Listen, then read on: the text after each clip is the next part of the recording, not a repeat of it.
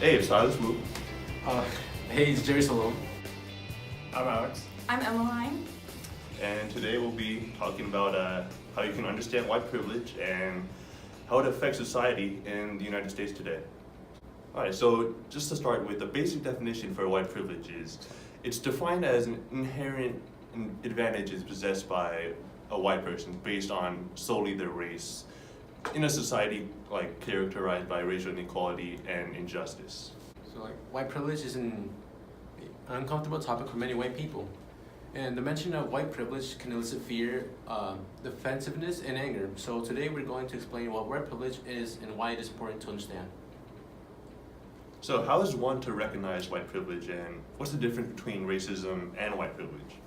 So the term racism and the term white privilege, they're often seen as synonymous, like they go together.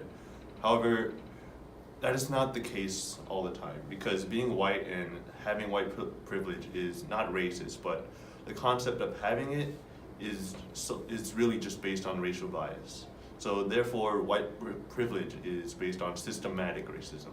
The term white privilege is used, it's best not to act defensive towards the issue.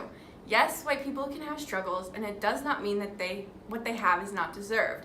But the defensiveness about white privilege does nothing but distract us from discussing the issue of how systematic placement of white privilege in society is prevalent. So how does it affect non-white citizens of the U.S.? Racism has always been a part of the United States history. In fact, think about how every decision made for this country when it was first founded was by white men. Wouldn't it make sense that our society is built from a limited perspective that caters to white people? White privilege influences systematic decisions that change the way United States citizens are treated. It is important to take the claims of non-white citizens seriously, considering the huge problem that white privilege possesses in the United States today. A big issue in our society is that primary education for non-white individuals can be really hard to enroll in. Even when Black people manage to overcome their unequal educational opportunities, the study done by the Bureau of Labor Statistics in 2017 states that the unemployment rate for African American individuals is nearly twice as high of that as white individuals. So that means that's 8.1% for Black people versus 4.1% for white people. So there's a big discrimination there, and that is obviously an issue. According to Corey Collins in an article on tolerance.org, advertisements are a major component of white privilege. When walking into stores, you often see advertisements catered towards white people. You see nude-colored clothing, you see makeup and shampoo models. They usually have fair or white skin, which it kind of deters people of color because you don't get to see how it would look on you or represented by a person of color. So as white people, what can we do to help those who don't experience the same amount of privilege as we do? The simplest answer is to use our voices to expose injustice before and as it occurs.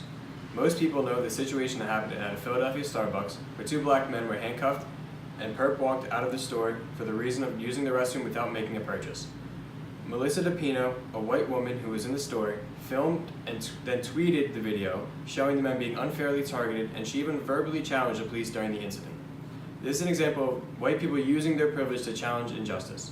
People of color have to challenge racism every day, and as white people, it is our job to use our privilege to help deconstruct the system of white supremacy in America as best as we can. Okay, so another example of white privilege can be found in Jose Vargas's documentary for MTV, White People. And in it, an issue brought up is how white people are taking the statistics of scholarships seemingly very badly. One person thought scholarships were unfairly weighted towards people of color and they didn't get enough. However, according to NPR's scholarships, who gets them and why? Minority students receive only 28% of all scholarships, even though they represent 1/3 of the applicants. And Caucasian students, they receive actually 72% of all scholarships. Well, another example of white privilege is when Bruce Drake from PewResearch.org said that white men are 6 times less likely to be incarcerated than Black men, and this can be attributed to institutional racism and systematic racism, which is the basis of white privilege. Alright guys, so this has been our video on white privilege, and hope you have been educated and learned something. Thanks for Thanks for listening. watching. Thanks for watching.